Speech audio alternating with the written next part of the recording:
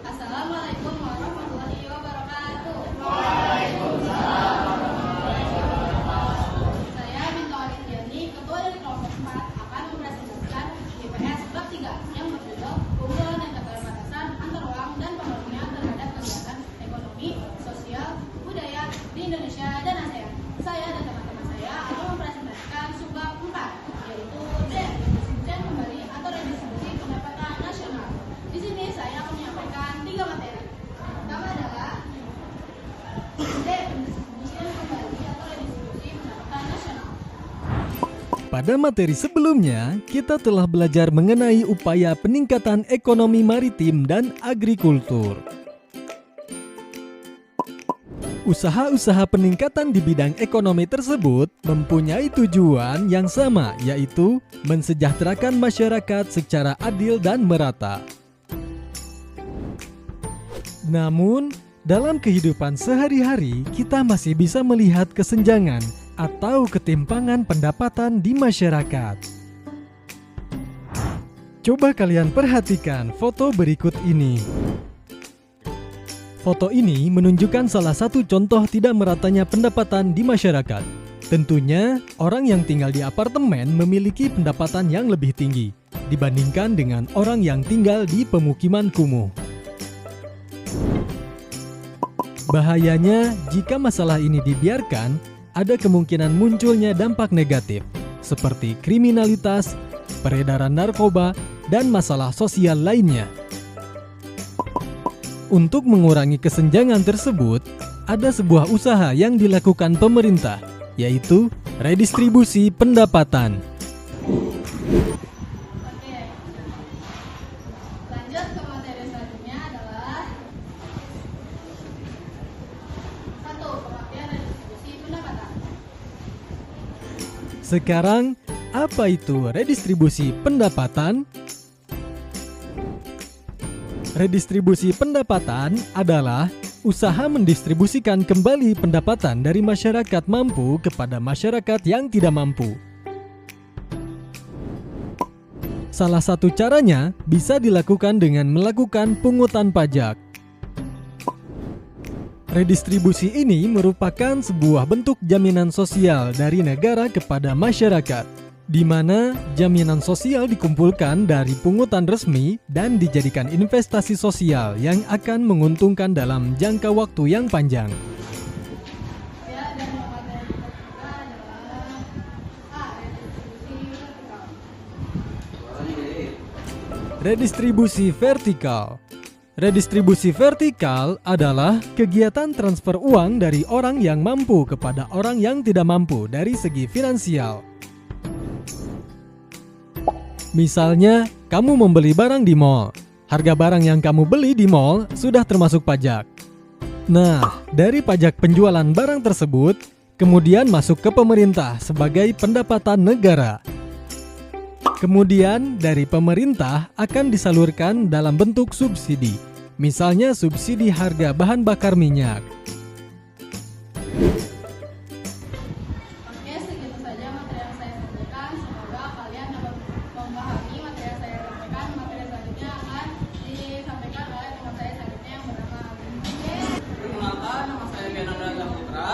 Di sini saya akan menyampaikan materi selanjutnya dari rekan saya sebelumnya, yaitu B. Redistribusi horizontal.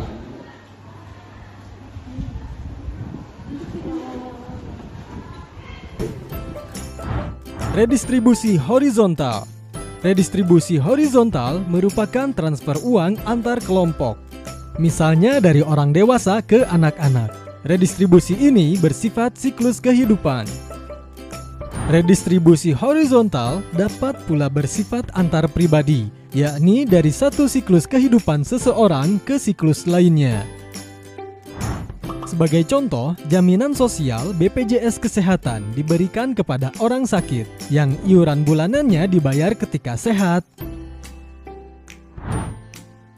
Redistribusi pendapatan itu sendiri bertujuan untuk meminimalisir adanya kesenjangan di masyarakat. Untuk itu, pemerintah telah melaksanakan beberapa program untuk mencapai tujuan tersebut. Ini dari redistribusi horizontal adalah terserah antara kelompok, yakni dari kelompok satu ke kelompok lain. Contohnya dari laki-laki ke perempuan, dari orang dewasa ke anak-anak, dari remaja ke orang tua. Redistribusi horizontal dapat bersifat antar pribadi, yakni dari siklus kehidupan seseorang ke siklus kehidupan lainnya. Kehidupan sosial diberikan kepada anak-anaknya yang lansia yang manakala akan dibiarkan jika sudah dewasa. Lanjut ke kedua, yaitu program redistribusi pendapatan untuk distribusi pendapatan di Indonesia. Program redistribusi untuk pemerataan distribusi pendapatan di Indonesia dalam rangka mewujudkan program distribusi pendapatan agar dapat memperatakan pembangunan. Pemerintah telah mempersiapkan beberapa strategi, yakni satunya merealisasikan program-program pemerintah. Program-program pemerintah tersebut dapat diberikan kepada program-program berikut. Untuk materi selanjutnya akan dilanjutkan oleh rekan saya. Terima kasih. Assalamualaikum warahmatullahi wabarakatuh.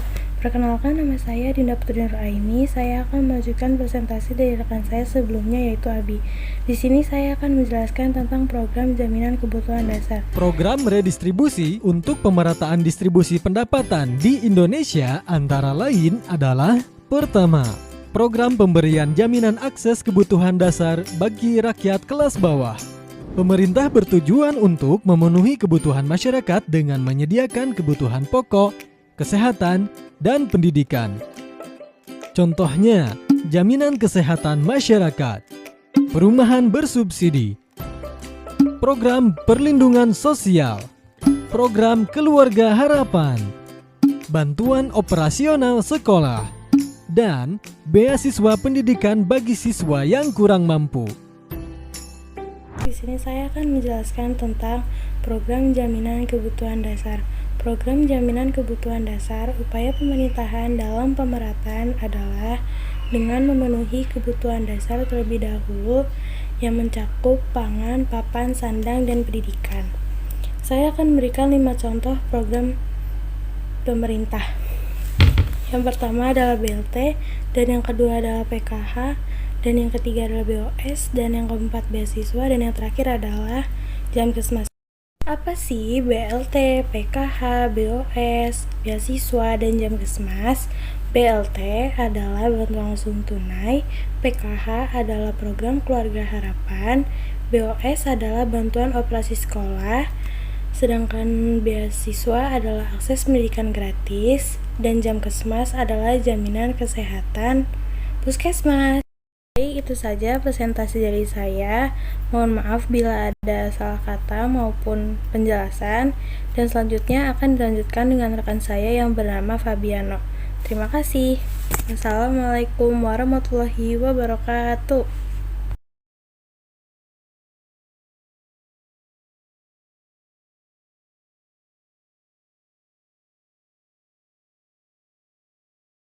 Program kredit lunak dan penjaminan kredit berbasis komunitas.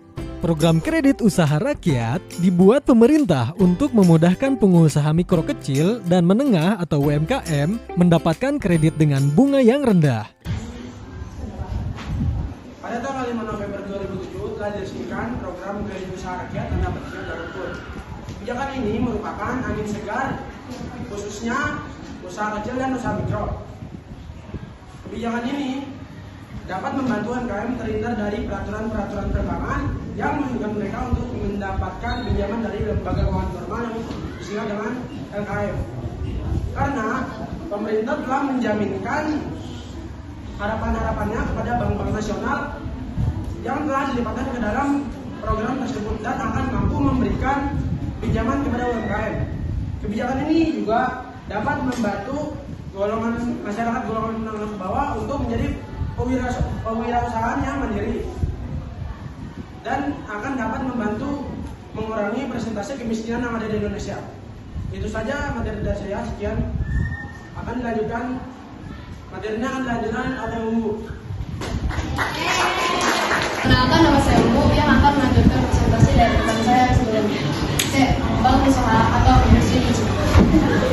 3. Pengembangan usaha mikro kecil dan menengah atau UMKM. UMKM yang ada di masyarakat harus dikembangkan karena bisa menyerap banyak tenaga kerja, membantu pemerataan distribusi pembangunan, dan membantu pemerataan distribusi pendapatan. C. Pengembangan usaha atau industri kecil. Ada beberapa alasan mengapa usaha kecil perlu dikembangkan. Pertama, usaha kecil menengah. Usaha kecil menengah akan menimbulkan dampak positif terhadap peningkatan jumlah tenaga kerjanya. Kedua, pemerataan dalam distribusi pendapatan. Pemerataan dalam distribusi pembangunan. Lokasi UKM banyak di pedesaan dan menggunakan sumber daya alam lokal. Ketiga, pemerataan dalam distribusi pendapatan. UKM sangat kompetitif dengan pola pasarnya. Hal ini terjadi karena pengangguran yang kurang dan adanya pemerataan dalam distribusi pendapatan. Sekian presentasi dari saya. Presentasi selanjutnya akan dilanjutkan oleh teman saya yang bernama Kiana.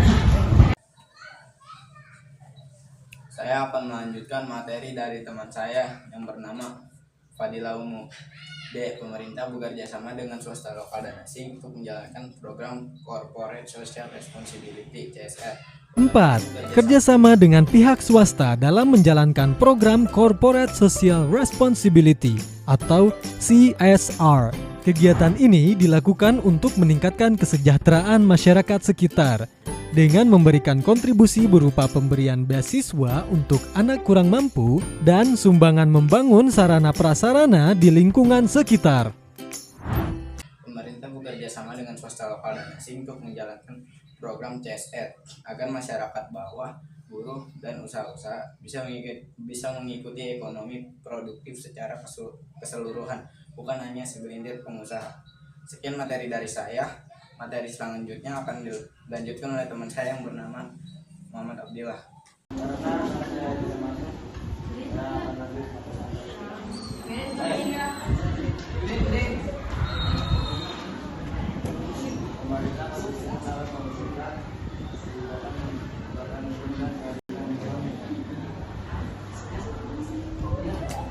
Lima, mewujudkan kebijakan penegakan hukum dan keadilan ekonomi. Pemerintah konsisten membuat kebijakan hukum yang adil agar badan usaha di Indonesia mempunyai daya saing yang tinggi di era globalisasi ini. Hukum yang tidak mendiskriminasi golongan bawah merupakan kebijakan mendasar untuk menciptakan redistribusi pendapatan nasional. Pemerintah sebagai pembuat kebijakan telah mengusahakan beberapa hal terkait dengan alternatif pendistribusian pendapatan. Dalam lingkungan ini, peran pemerintah sangat besar sebagai pembuat strategi dan kebijakan-kebijakan dalam menciptakan pembagian pendapatan di golongan masyarakat yang lebih merata.